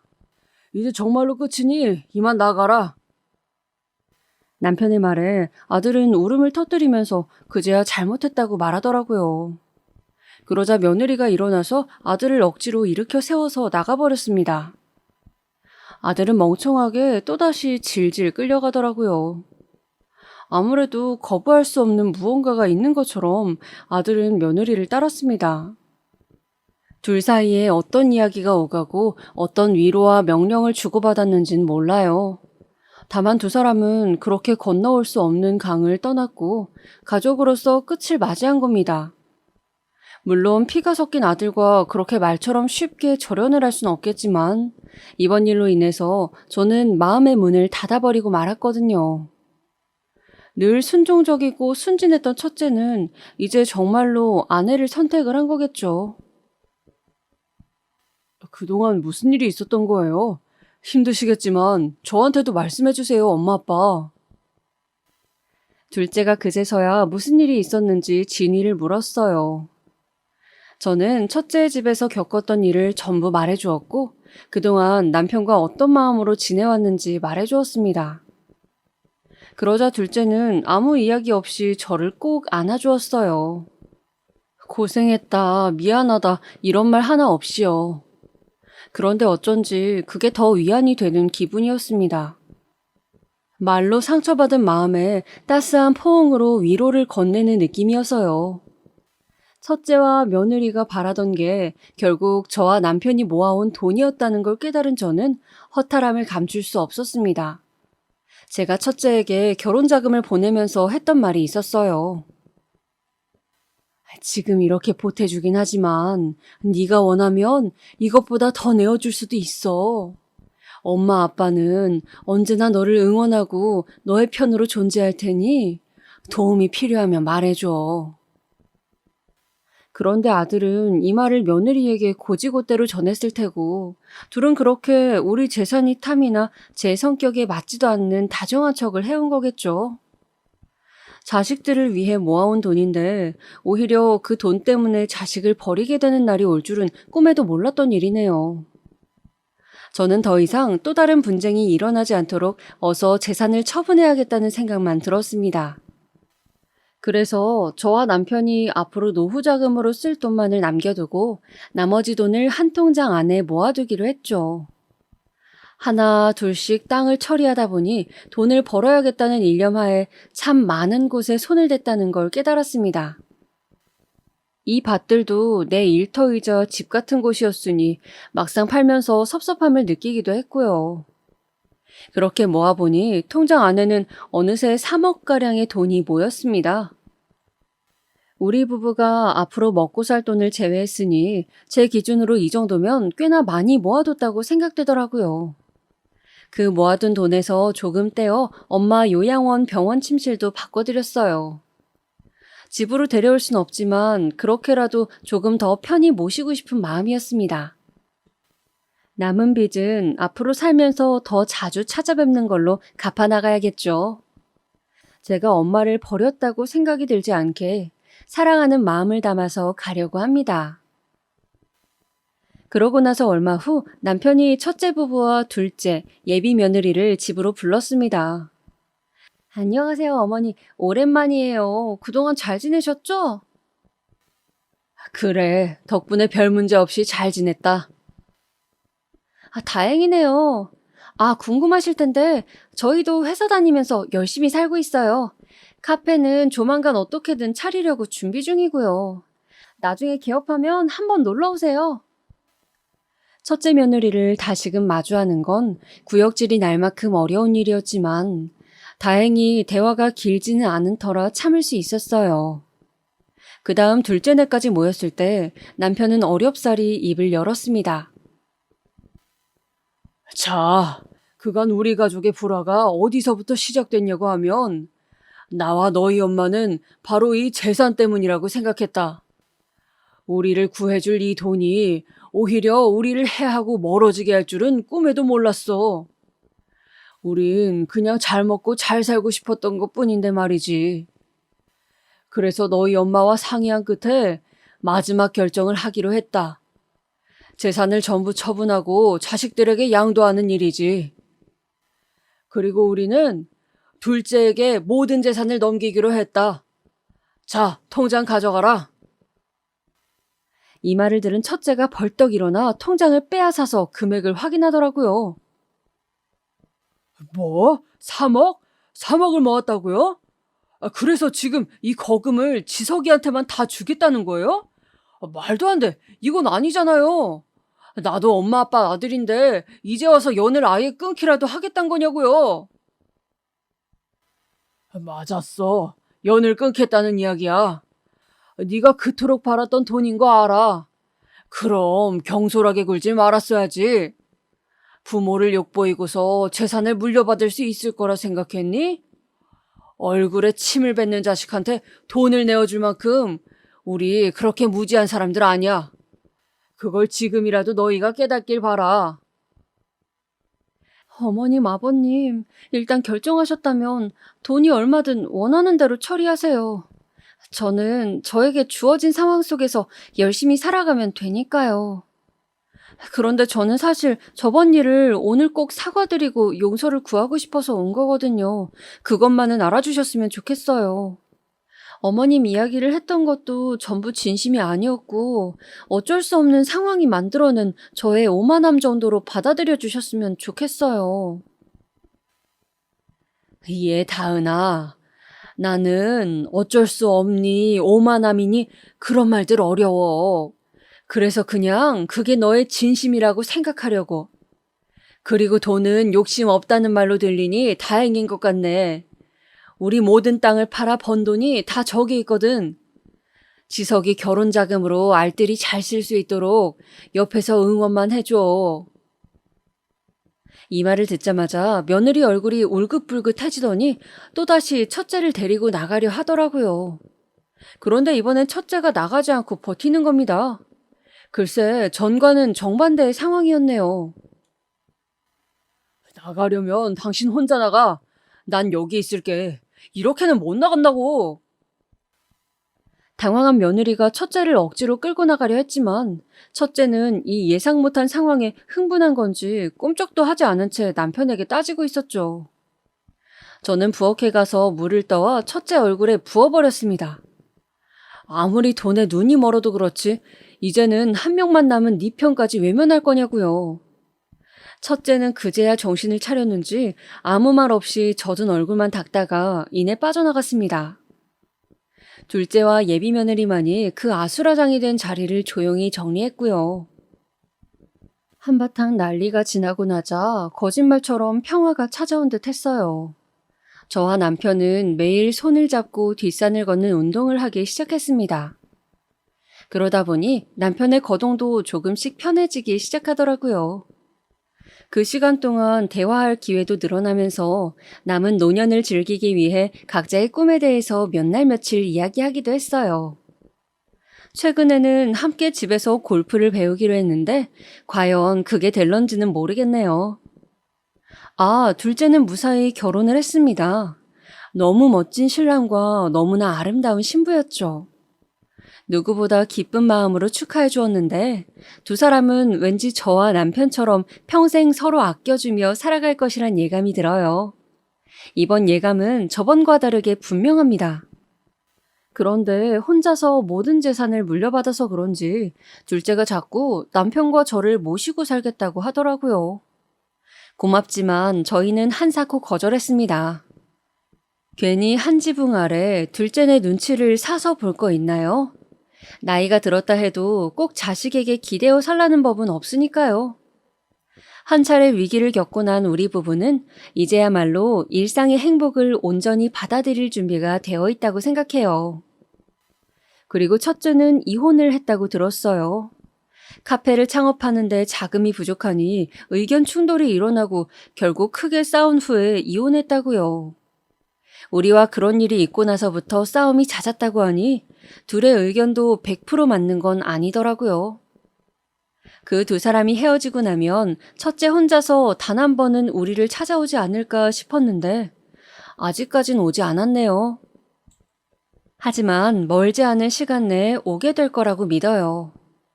저도 아들을 다시 아들로 받아들이기까지 마음의 문을 여는 건 너무나 오랜 시간이 걸리겠지만 그럼에도 아들이 먼저 손을 내민다면 엄마로서 잡아줘야 할 것 같습니다. 나에게 실망과 상처를 안긴 자식이지만 나를 버리지 않았다면 치유의 희망은 언제나 존재하니까요. 저의 사연 재미있게 들으셨나요? 이 짧은 시간 동안 정신을 못 차릴 만큼 정말 많은 일이 있었는데요. 남은 시간을 온화하고 평화롭게 보내라는 의미로 머리 아픈 채찍을 맞은 거라 생각하려고요. 앞으로는 아내나 엄마로서보다는 온전한 저의 삶을 살기 위해 또다시 남은 날들을 열심히 살아내고 싶어요. 긴 글 읽어주셔서 감사합니다. 여러분의 삶도 그 어느 때보다 평화로운 날들이길 바라며